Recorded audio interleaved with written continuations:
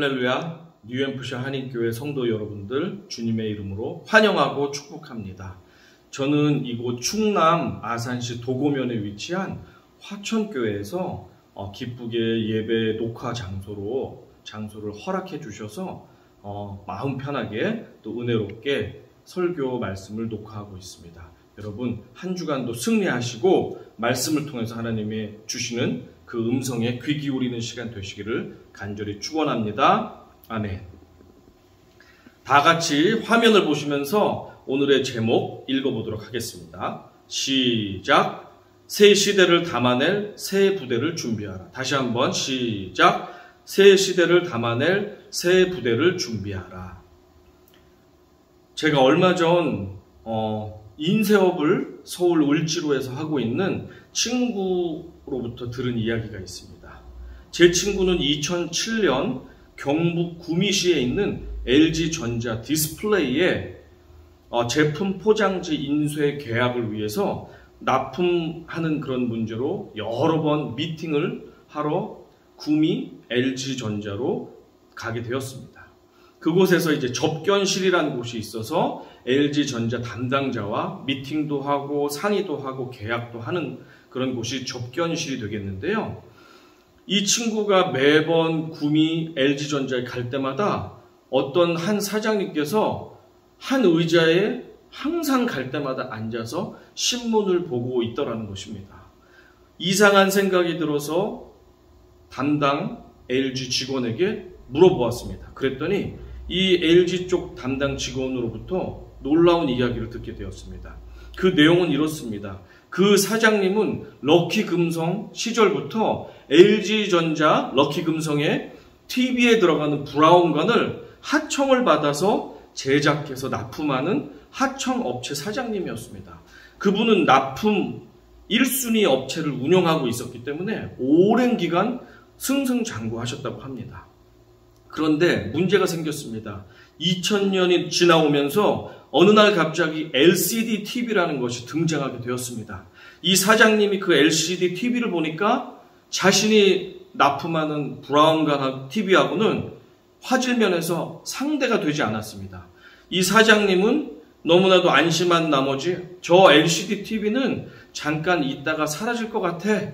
내 적수가 되지 못해 하면서 브라운관 생산 납품에만 집중하였다고 합니다. 하지만 후발주자들의 생각은 달랐습니다. 그들은 얇은 LCD TV가 결국에는 점점 발전해서 온 세상 TV는 브라운관이 없어지고 LCD TV로 교체될 것이다 라는 확신 가운데 제품을 준비하고 설비 투자를 과감하게 시도했습니다. 정말로 LG전자에서 엄청난 연구를 들여서 LCD TV가 놀랍게 얇아지고 화질도 좋아지는 그런 일들이 일어나게 되었습니다. 결국에는 브라운관 TV는 시장에서 사라지게 되었습니다. 아차! 안 되겠다 싶은 사장님이 늦게라도 LCD에 대한 이 설계도를 받아서 제작을 해보려고 하지만 너무나도 기술력도 부족하고 투자도 이제 시설도 만들 수가 없었습니다. 그래서 그 사장님은 수년 동안 LCD 담당자가 지나갈 때마다 접견실에 앉아있다가 자기에게 기회를 달라 하면서 그렇게 어제도 오늘도 접견실에 나와서 신문을 보고 있다는 이야기를 들었습니다. 여러분, 새술은 새 부대에 부어야 합니다.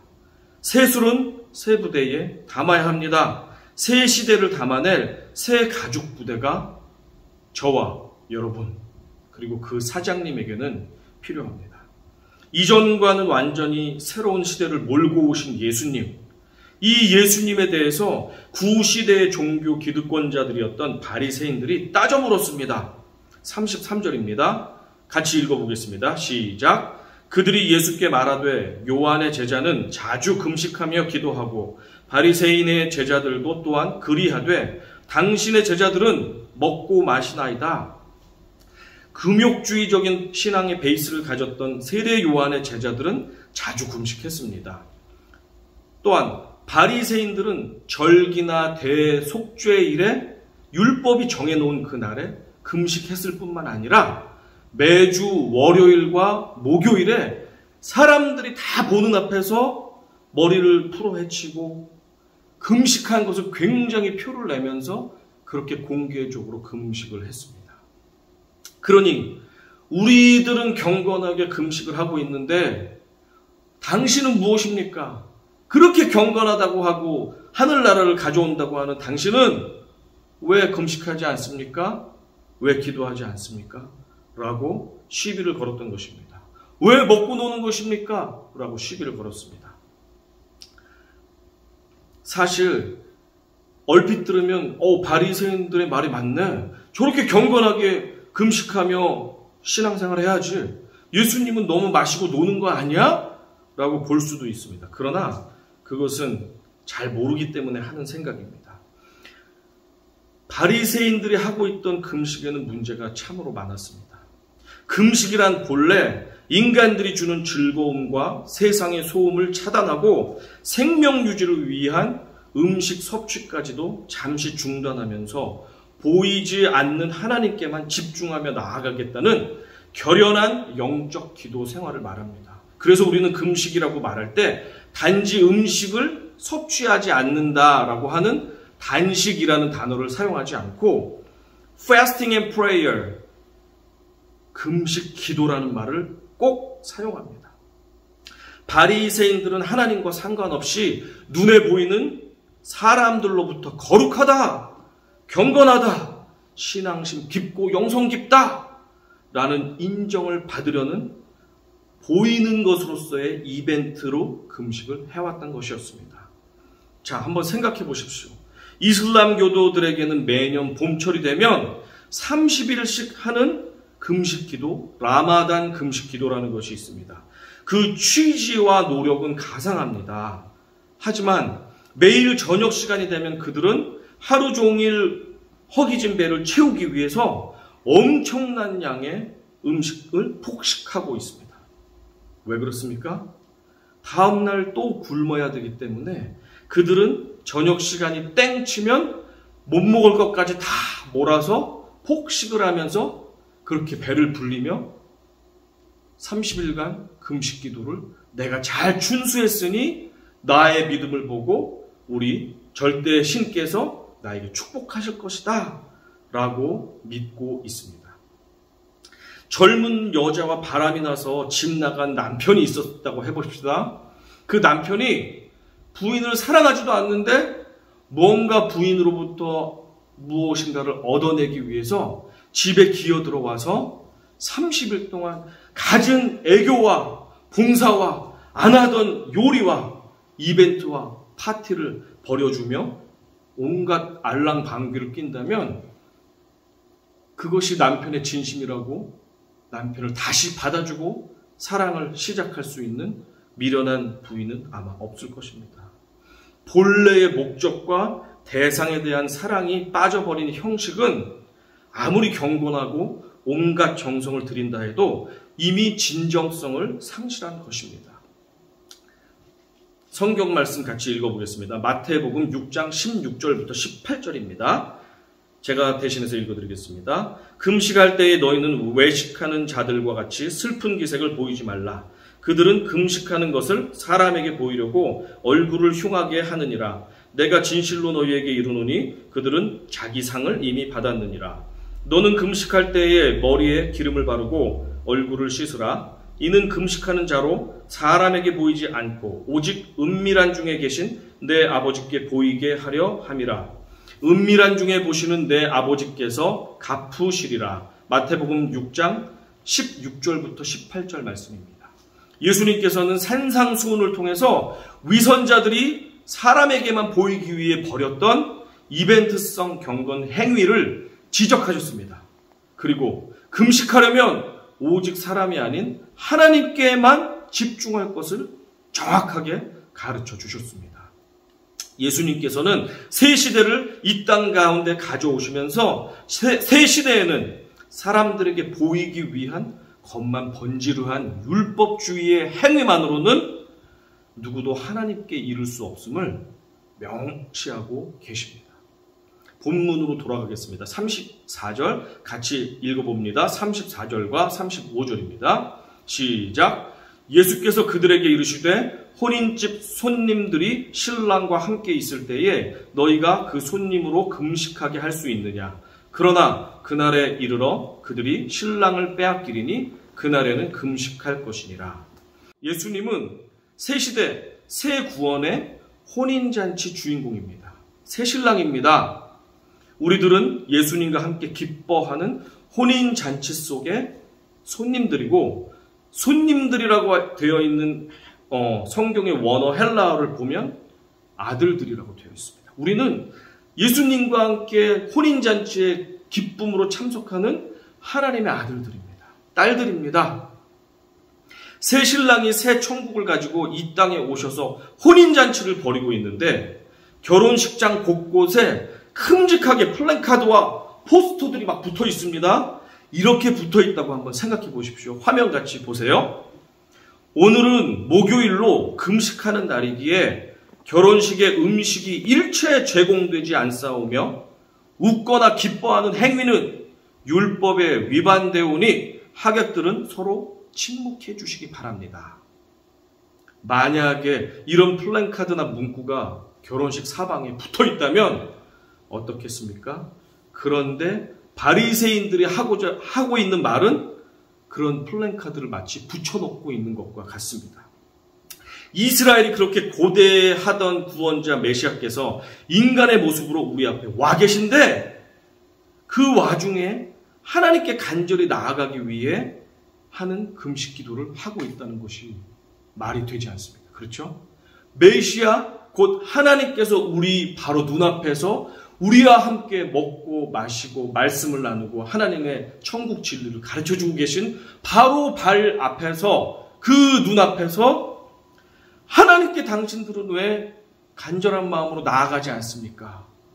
그들은 눈은 뜨고 있지만 영적으로 눈이 가려져 버린 소경들이었습니다.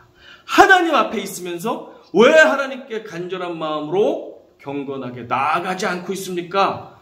라고 지금 엉뚱하고 무지한 말을 하고 있습니다. 그러나 예수님께서 이렇게 말씀합니다. 그러나 너희들 신랑을 뺏기는 날이 머지않아 올 것이다. 그때에는 너희도 금식해야 될 것이다. 라고 말씀합니다. 한번 생각해 볼까요? 지금 여러분은 주님과 내 삶에, 주님이 내 삶에 함께 하심을 느끼며 살고 계십니까? 오늘도 주님과 친밀하게 동행하고 계십니까? 그렇다면 지금 여러분은 주님과 함께 더욱더 기쁨의 잔치를 하며 동행할 시간이십니다. 더욱더 주님과 친밀하게 나아가십시오. 하지만 우리들의 심령이, 그리고 삶이 주님이 더 이상 느껴지지 않습니까? 만나는 사람마다 은근히 나를 알아주기 원하고, 은근히 내 자랑을 하기 원하고, 세상이 주는 즐거움에 내 마음을 빼앗긴 채 그렇게 마음속에 주님에 대한 사랑과 구원에 감격 대신 하나님과 형제들에 대한 불평과 서운함이 가득하다면, 그때가 바로 회개하며 금식하여 주님께 나아가야 될 줄, 그런 때임을 여러분 믿으시기 바랍니다. 어떤 때입니까, 여러분? 여러분은 지금 금식할 때입니까? 주님과 함께 기쁨의 잔치를 벌일 때입니까? 36절입니다. 같이 읽어보겠습니다.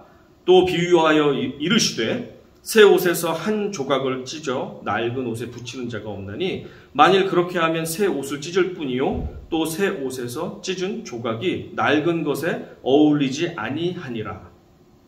주님은 비유를 들어서 새 시대가 왔음에도 여전히 옛 가죽 부대로 새 시대를 담으려고 하는 바리새인들을 향해서 설명해주고 계십니다. 비유란 익숙한 대상을 통해서 익숙하지 않은 대상이나 개념을 설명할 때 사용하는 방법입니다. 제가 어릴 때만 해도 새로 산 옷이 더러워져서 빨래를 하고 나지 않습니까? 그러면 긴 바지가 칠보 바지로 줄어드는 경우가 종종 있었습니다. 여러분도 있으셨죠? 옛날에는 섬유가 질이 좋지 않아서 빨래를 하면 옷이 확 확 줄어들 때가 있었습니다. 우리 세탁소 장로님, 권사님 잘 아실 것입니다. 네. 하물며 2000년 전에는 어땠겠습니까? 새 천이 빨래를 하고 나면 확 주는 것이 현상이 더 심했겠죠. 그래서 어느 누구도 헌 옷을 고치기 위해서 새 옷을 가져다가 잘라서 그 새 조각을 헌 옷에 구멍 나거나 찢어지는데 붙이고 기우는 사람은 없습니다. 왜냐하면 그렇게 했을 경우에 처음엔 그럴듯하게 보기 좋지만 한번 세탁을 하고 나면 이 새 천이 쭈그러들면서 잡아당기면서 전체 옷을 망가뜨리게 될 수밖에 없기 때문입니다. 그러면 어떻게 됩니까? 새 옷도 오려냈기 때문에 망하게 되었고 버리게 되었고 헌 옷도 더 이상 못 쓰는 옷으로 버리게 되는 것입니다. 그래서 어느 누구도 새 옷에서 천을 쪼가리를 잘라다가 헌 옷에 붙이는 사람이 없다라고 말씀하십니다. 새 시대를 가져오신 예수님의 방법과 그 하나님께 나아가는 그 원칙은 그 일부분만 가지고 와서 유대교의 전통에 가득 매여 있는 그 모습에 기워봤자 아무 역할을 할 수 없다라는 것을 말씀해 주고 계십니다. 하나님과 상관없이 사람 눈에만 잘 보이기 위해 행동하는 죽은 경건은 제 아무리 금식, 구제, 헌금을 자주 하고 많이 하고 애써서 한다 할지라도 하나님께서는 그것을 받으시지 않으십니다. 마태복음 6장 1절은 그래서 말씀하십니다. 사람에게 보이려고 그들 앞에서 너희 의를 행하지 않도록 주의하라. 그리하지 아니하면 하늘에 계신 너희 아버지께 상을 받지 못하느니라. 사람에게 보이려고 하는 그 어떤 행동도 하나님께서는 상을 주시지 않는다. 여러분도 저도 주의하시기 바랍니다. The old has gone, the new has come.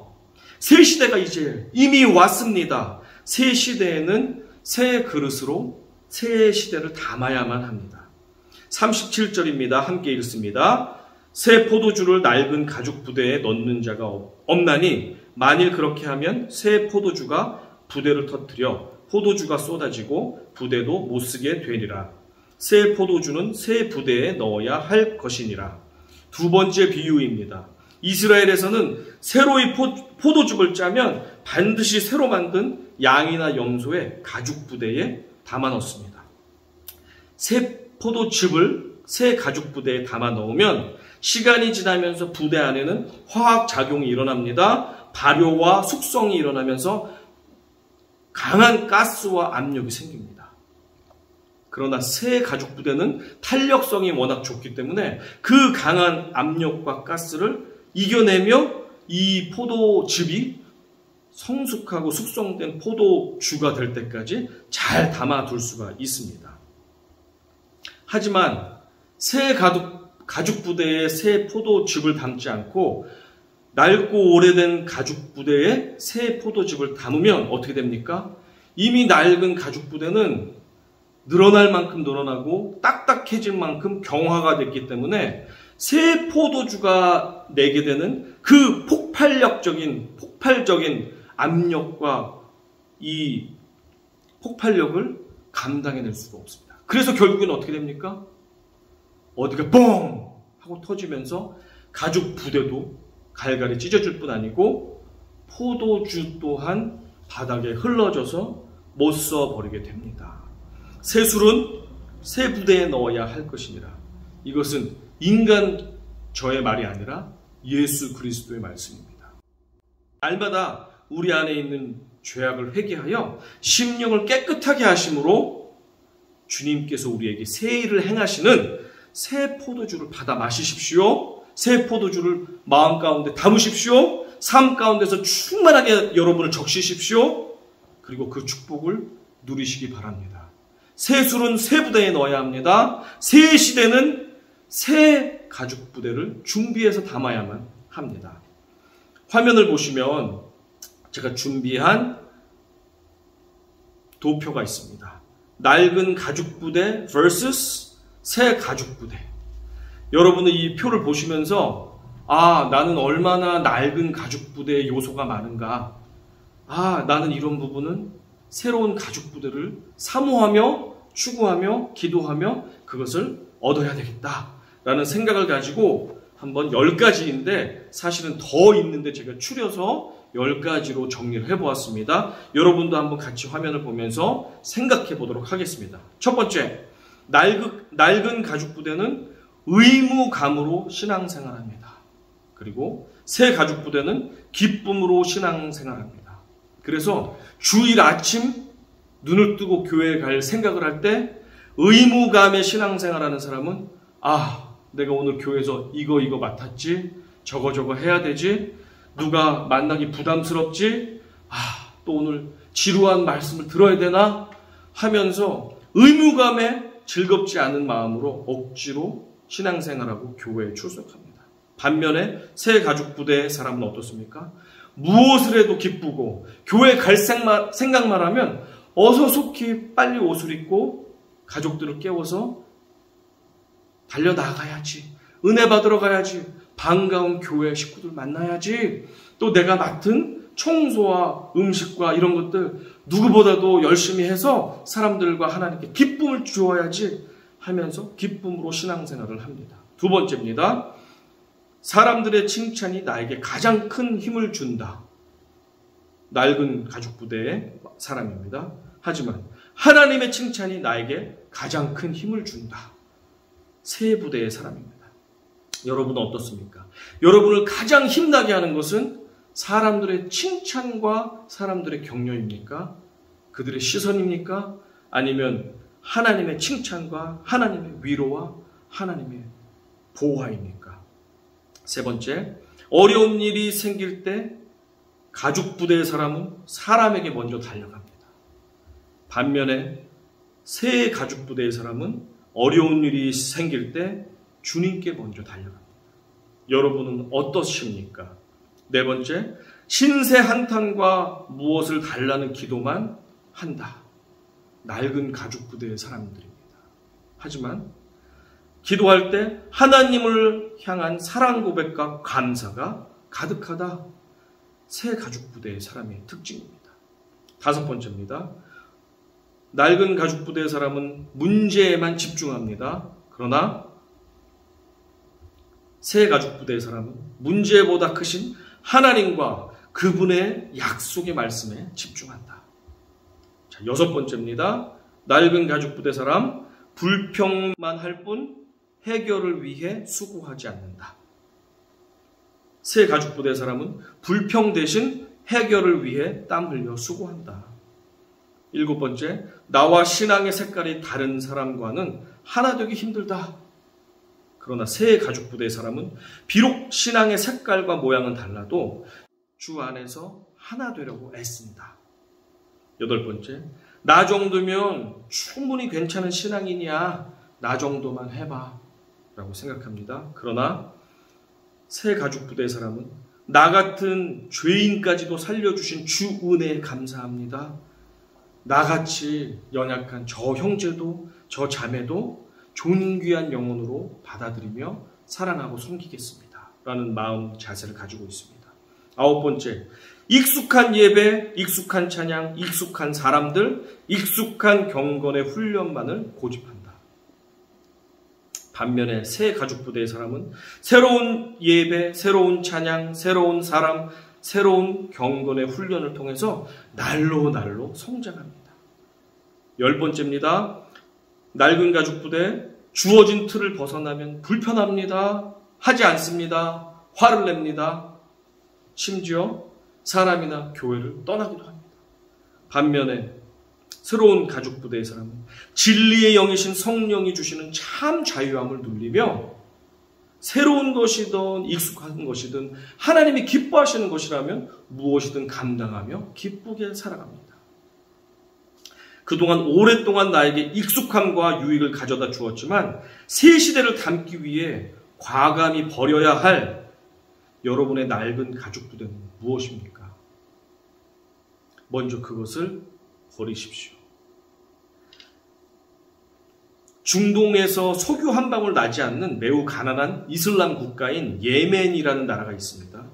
이 예멘의 작은 시골 마을에 10살짜리 초등학교 2학년 여학생 소녀 누주드 알리가 살고 있었습니다.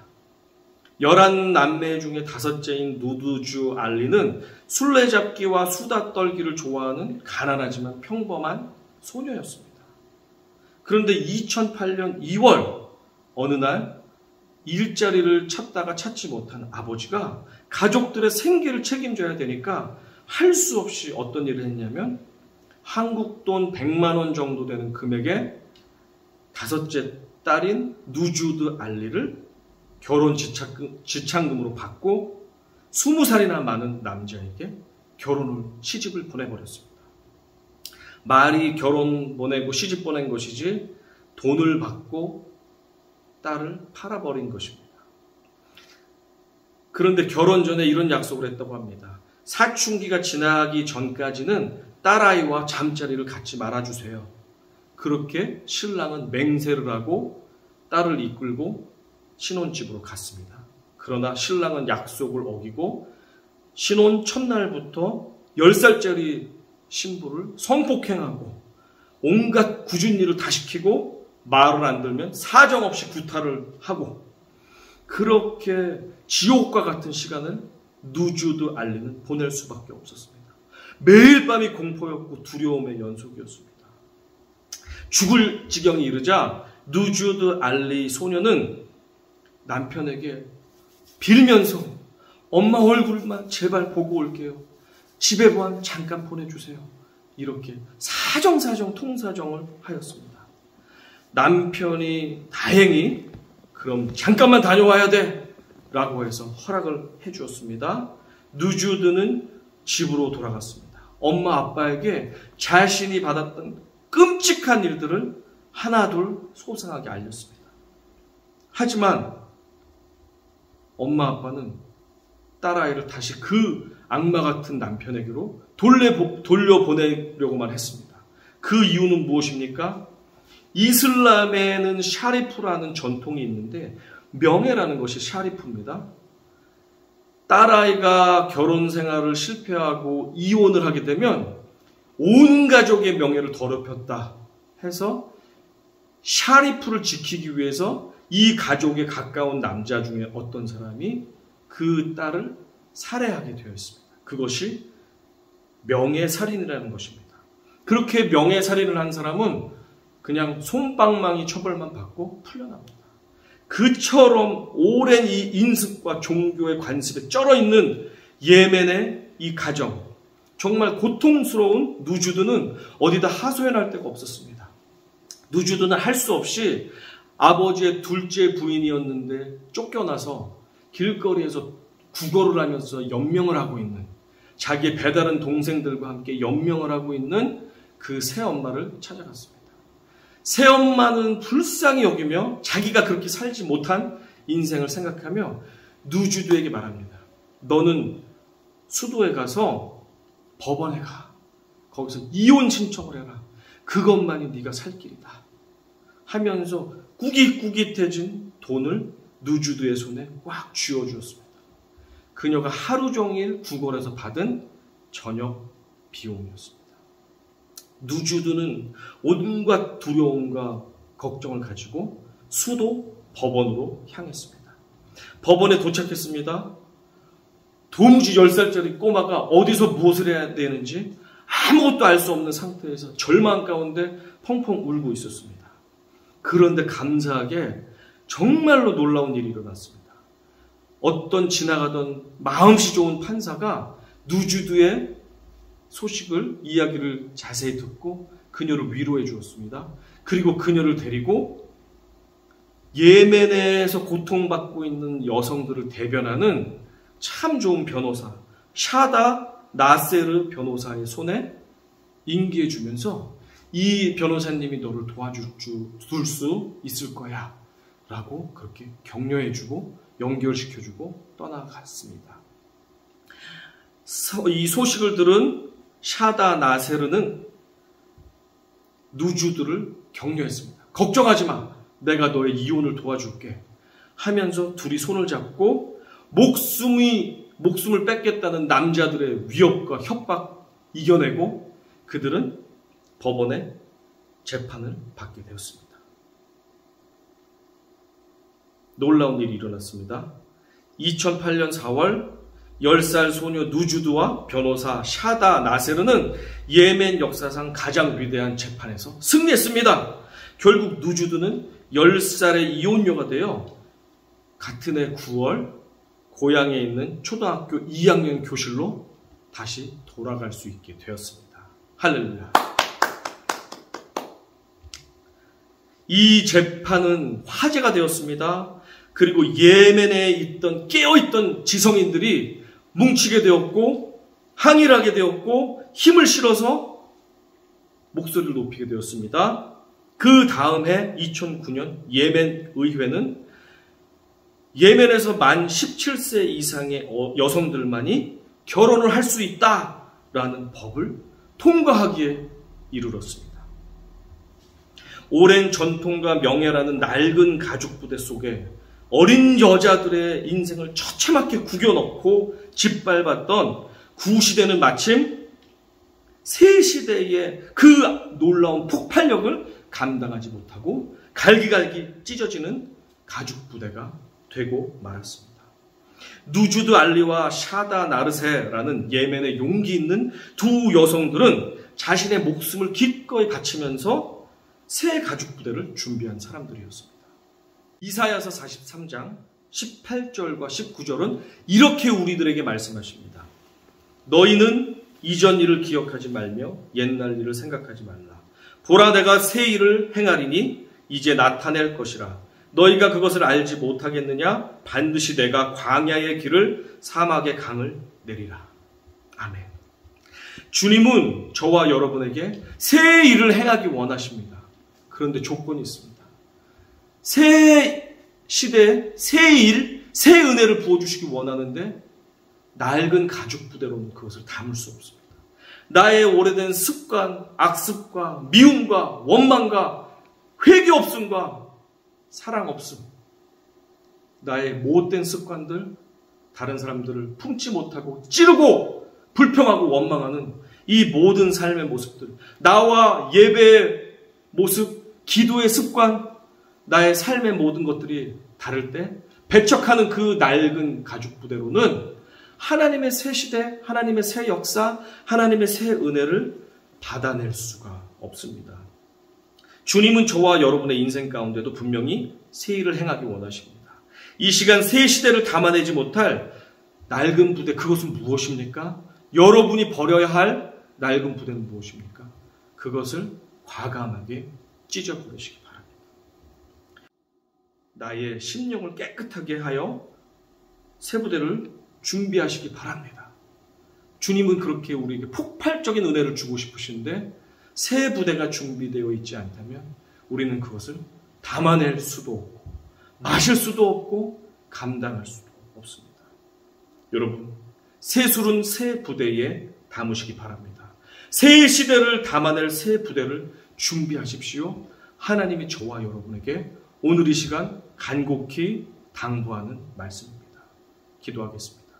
아버지 하나님 감사합니다. 한 주간 낡은 가죽 부대로 살았던 우리의 모든 사랑 없음과 미움과 주님을 향한 관심 없음, 하나 되지 못함, 불평, 불만이 끝이 없었던 것들, 나를 높이고 자랑하기에 애썼던 것들, 나와 예배의 순서와 기도의 모습과 신앙의 방법들이 다르다면 미워하고 원망하고 함께 동조하지 못하고 하나 되지 못하고 따라가지 못했던 어리석었던 시간들이 있었다면 그 모든 낡은 부대를 내 손으로 찢어버리고 주님이 주시는 정결하고 거룩한 새 마음, 새 가죽 부대를 가지고 담대하게 주님 주실 새 시대, 새 은혜, 새 능력, 새 창조의 역사를 기대하며 담아내며 나아가시는 축복된 저와 우리 모두가 되기를 간절히 소망합니다.